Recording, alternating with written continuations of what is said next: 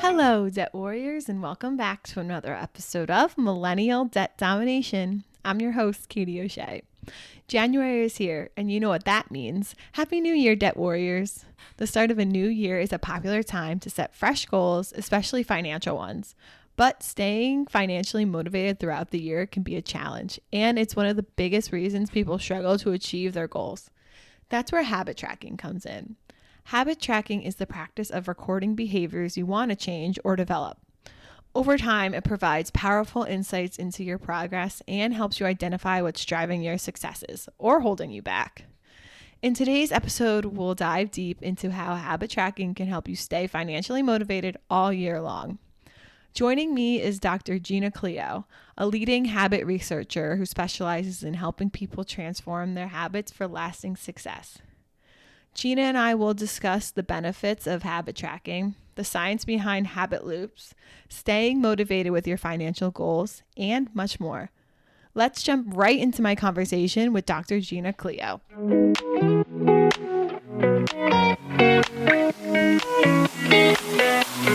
Hi, Gina. Thank you so much for joining me on the podcast today. Such a pleasure, Katie. Great to be with you. I'm looking forward to talking about habit tracking. We've never talked about this before, so I'm looking forward to talking about it. So to start, what is habit tracking and why is it important? So, habit tracking is the process of recording and monitoring specific actions or behaviors, and it helps us to build awareness and consistency. And the reason it's so important is because it helps us to see our progress. We can identify patterns, like how good we are at sticking with something. It helps us to stay accountable. And research shows that when we're tracking our habits, we're much more likely to stick to them. And there's a really interesting study that showed people who were tracking their habits stuck with their habits. As soon as they stopped tracking, they stopped doing their habits. And then they went back to tracking and then back to their habits. So essentially what it is you're writing down the habit that you want to create and you tick off every time that you do it. Are there any specific financial habits that everyone should be tracking? It really depends on your goal, but I guess some standard ones would be some of your daily spending, like recording the expenses, and then that might help you to identify any unnecessary purchases. Savings contributions would be a really good one because tracking gives us a reward. You know, we get a little dopamine hit when we tick off that we've done something. So say you've got a savings goal and you tick off every time you put away some of that finance into like your savings account. And every time you do it, you give yourself a little tick and it gives you a hit of dopamine. It feels good and it makes you want to do it again. Another one could be like impulse purchases. So keeping tabs on your impulse purchases, I think, can help reduce unnecessary spending because it brings mindfulness into the process. And then you can look back and go, okay, yeah, I've definitely been spending a little bit more than I thought that I was spending. Yeah, and it's kind of all similar with all type of financial goals because I always will tell people, in addition to your larger long-term goal, it's always good to have those short-term goals to keep you motivated along the way, right? Yeah, for sure. What are the benefits of habit tracking? So like I mentioned before, with habit tracking, it helps us to stay focused on our goals, like, for example, saving more or reducing unnecessary expenses by making your progress tangible. It gives us a sense of reward. You know, when like you give a child a gold star for doing something good and they feel awesome for it and they want to do it again, we don't grow out of that reward learning as adults. So when you track something and you give yourself a tick, that feels good. We get a hit of dopamine for doing that and it makes us want to do it again and again. So there's so many benefits to habit tracking, and mindfulness is also a really big one. You know, our habits for the most part are mindless. They're subconscious, they're automatic. But when we track our habits, they become more mindful. And so we can live a life more by design rather than by default. Can you talk about the three basic components that form a habit loop and like what is a habit loop? Just all about that for our listeners. Yeah, so every habit has three key ingredients, and this is what forms the habit loop. And they are a cue, a routine, and a reward. So that's what makes up the habit loop. The cue is essentially the trigger that initiates the habit. So, for example, receiving your paycheck could be the cue to allocate funds towards savings. The routine, that's the habit itself, like transferring 20% of your paycheck to a savings account, for example. And then the reward, that final ingredient in the habit loop, that's the satisfaction that you feel when you see your savings grow and it motivates you to repeat the behavior.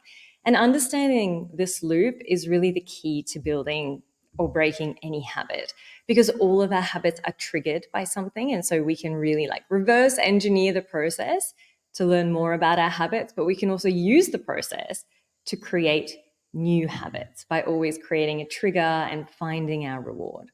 It's January, it's the new year. So, why is this an ideal time to reset financial goals? And how can habit tracking enhance this process? I guess the new year represents a fresh start and it provides natural motivation to reflect on the year that was and to set intentions.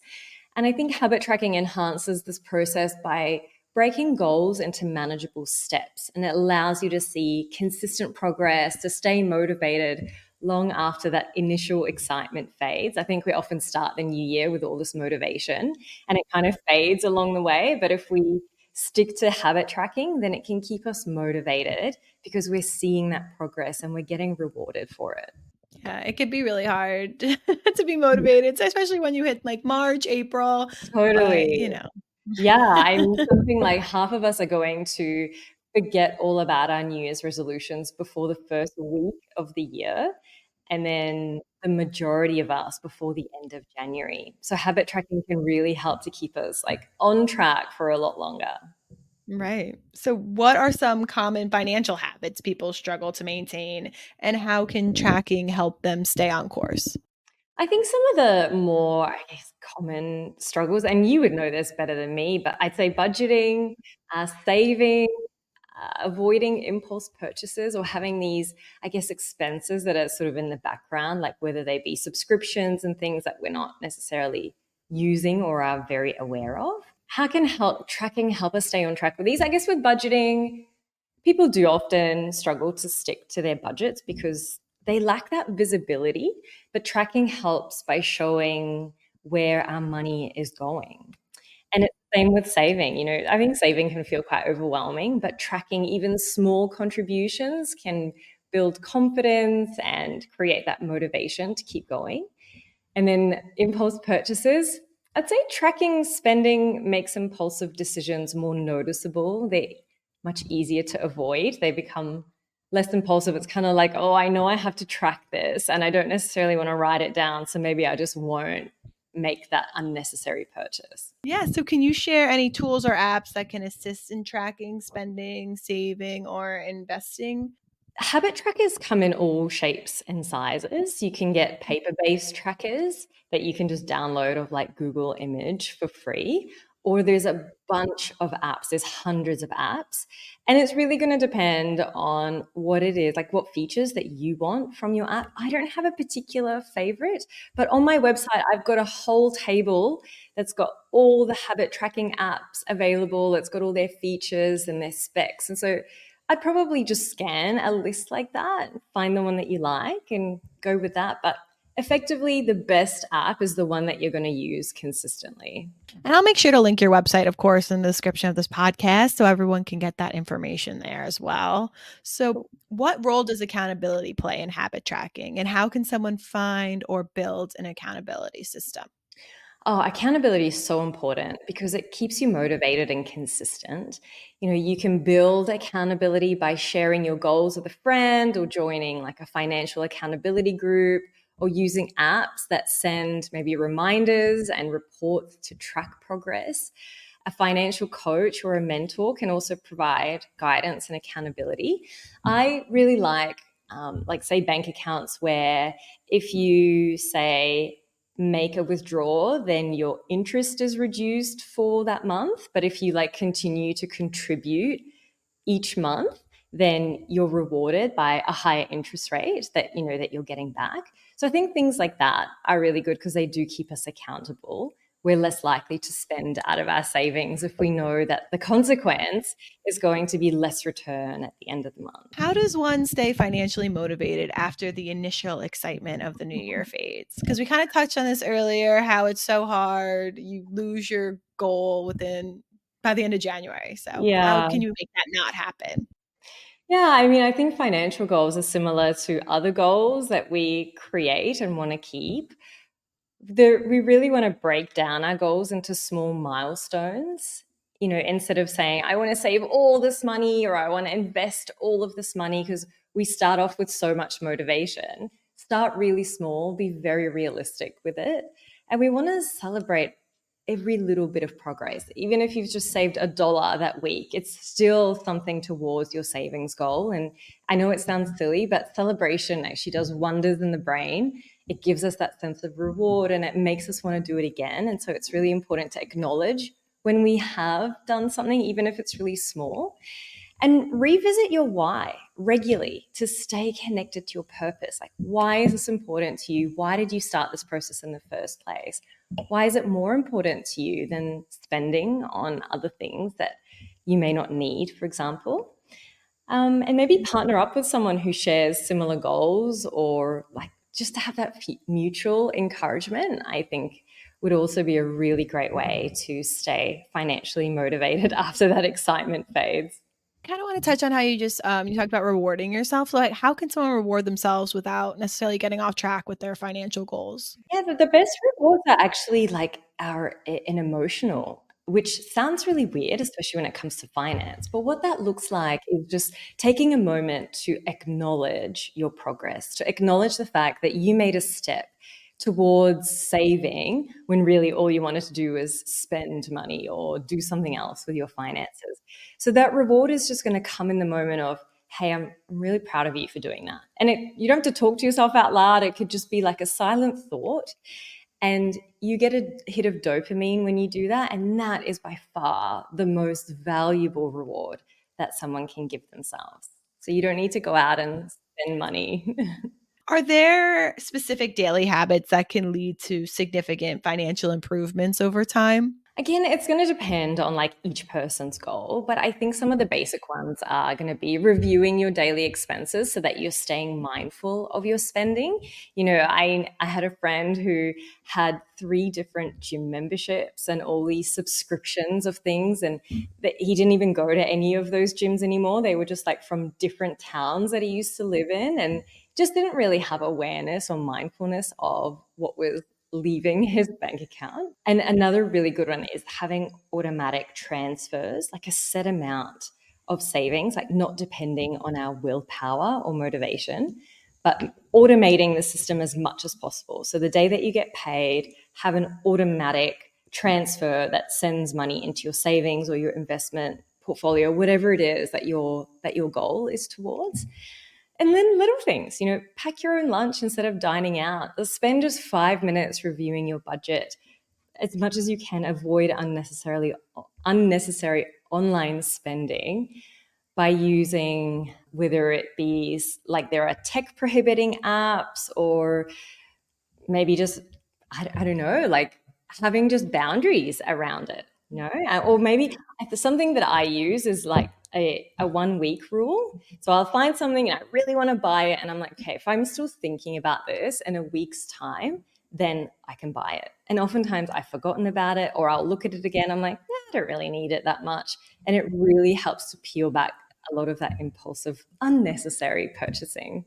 And as you mentioned, it's going to be different for everybody, but like if you can always alter it too, if it's not working, if you really miss your coffee, then maybe you could do Yeah. a trade off for that. And, you know, Yeah. everyone's going to be different. So you Totally. can And it's kind of mix starting and match. small. Yeah, like if you have coffee out every day, maybe you can just cut it back. Like you go, okay, Mondays and Fridays are the days that I go out for coffee, and the rest of the time I'll make my own. Like it doesn't have to be all or nothing or too extreme. Yeah, that's what I was gonna say too. Even with the automatic transfers that you mentioned, even if you just start small, then build it up over time. You won't even notice that it's missing from your paycheck, the Yeah, automatic transfer. So you always start exactly. small and add more. So Yeah, and actually, if you start small, you're much more likely to stick to it. Because if you're transferring out too much and you're not leaving space to enjoy life, you're not going to want to keep doing it. or even if you get maybe a pay raise or anything, and you're like, oh, what can I do with my extra money? You can always put it towards that. So yeah, Yeah, little things here and there. They make a big difference though in the long run. definitely. Yeah, big time. So how can someone adjust if they fall off track with their financial goals? I heard this quote once and it said, "It's not a matter of if you fall, it's a matter of when you fall." And I really hated it at first because I was like, no, you don't have to fall. But the research shows over and over again that we are so human and it is inevitable that we will fall off the wagon on our goals. And so I think the first thing is to view that setback as totally normal and not to be too hard on yourself. Like, understand that it's a part of the process. Like, changing our habits is a process of 2 steps forward, 1 step back. And that is how it happens. It's never going to be a linear process. So self-compassion is the number one thing that you need to really hold on to in these moments. And then reflect on what caused the setback and see it as probably like a lesson or a stepping stone. Adjust your goals if you need to, change your trigger, make your goals smaller or bigger or whatever it is that you need to do. And then restart with a really small and manageable step. Habit tracking can help you to pinpoint where you went off course and to keep you focused on improvement. So you can see, okay, I wasn't really consistent. Maybe I need to reduce my goal, or I'm not doing very good on weekends. And so maybe I need a bit more leniency here. So yeah, tracking can be really valuable for that, but just focusing on the fact that it's not going to be linear. Like the comeback is always greater than the setback, that type of thing. Like you will come Yeah. back from it. Yeah, you will. And really, like, the difference between people who really like fall off the wagon entirely and the people who succeed are the ones that can pick themselves up after a setback quickly instead of going, okay, well, I've ruined the week or the month or the year and I'm going to start again next year or next month. Just start now. Like, pick yourself up right now in this very moment and not waiting for the perfect time, because that never happens. That is really very much the difference, because the most successful people in the world totally falter on their habits as well. How can people set realistic financial goals and ensure their habits align with achieving them? Realistic goals is going to depend on, I guess, how much you earn, how much you want to save, what your goals are. You can think to yourself, could I continue doing this in a year from now? Could I continue doing this in 5 years from now? And does this allow me to have some leniency if something was to happen? Like, I need to go to the dentist, or I need to buy something for a friend's wedding, or whatever it is, like having those what ifs within the plan, I think can be really valuable. But realistic goals are going to depend. Like, it's going to be a process of trial and error. Like, try with your goal, and if it's not working, peel it back. And if that's not working, peel it back some more. And that's where you find your realistic goal. But just starting small, like, if you start really small, it's going to be realistic. And then just like add on from there. I think it's much better to go steps up rather than do a really big goal and then try to find your way back down, because that can really quash your self-confidence. So just start so small, like, put your pride away. Don't worry about what other people are doing and just stay on your own course. Especially when it comes to finances, because you don't know what's really going on in someone's financial life. Totally. Yeah. So, what advice do you have for people who struggle with consistency in tracking their financial habits? How can we stay consistent in 2025? Oftentimes I see people's list of goals and it resembles like Santa's Christmas wish list. We want to change so many things. And look, I love ambition, I really do. But our brains are only capable of changing up to 3 things at one time. And actually, research shows that if we just focus on one goal and really just focus on that one thing at a time, we're much more likely to achieve it, not just in the short term, but also in the long term.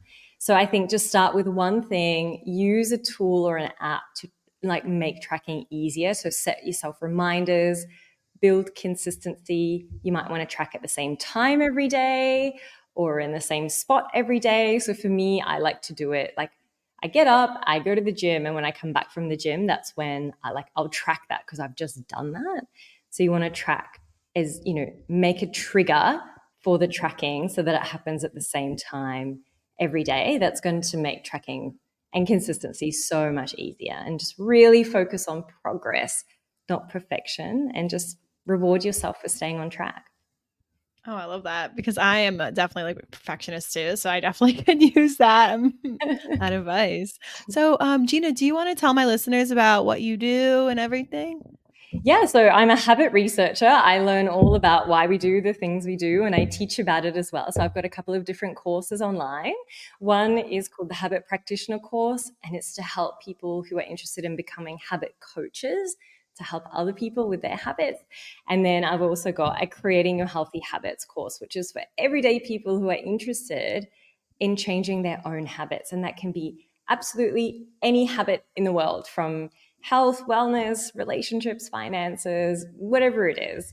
And I also do a whole lot of corporate speaking. I've written a book called The Habit Revolution, which is available paperback, Kindle, Audible, however you like to read your books.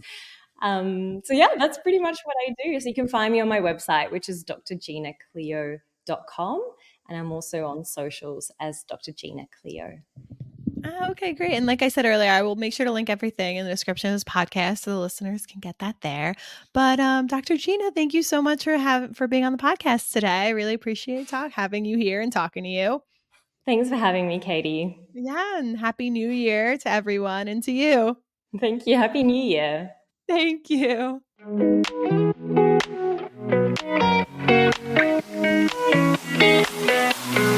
With the new year here, now is the perfect time to kickstart your goals. Habit tracking is a powerful tool to boost your financial motivation and deepen your self-awareness. By tracking how consistently you perform a desired action or avoid a harmful one, you can accurately measure your progress and build sustainable habits. Habit tracking not only helps you stay consistent, but also reveals how your developing habits influence your overall well-being. The best method for tracking is the one that works best for you, whether it's a simple checklist, a calendar, or an app. Whatever approach you choose, the key is consistency. Remember, habits are formed through repetition, and sticking with them is the foundation for long-term success. And that wraps up another episode of Millennial Debt Domination. Don't forget to subscribe to the podcast wherever you're listening. If you're listening on Spotify or Apple Podcasts, please take a moment to rate and review us there. It really helps. I'll catch up with you next time, Millennials, Gen Z, and everyone else tuning in. Bye.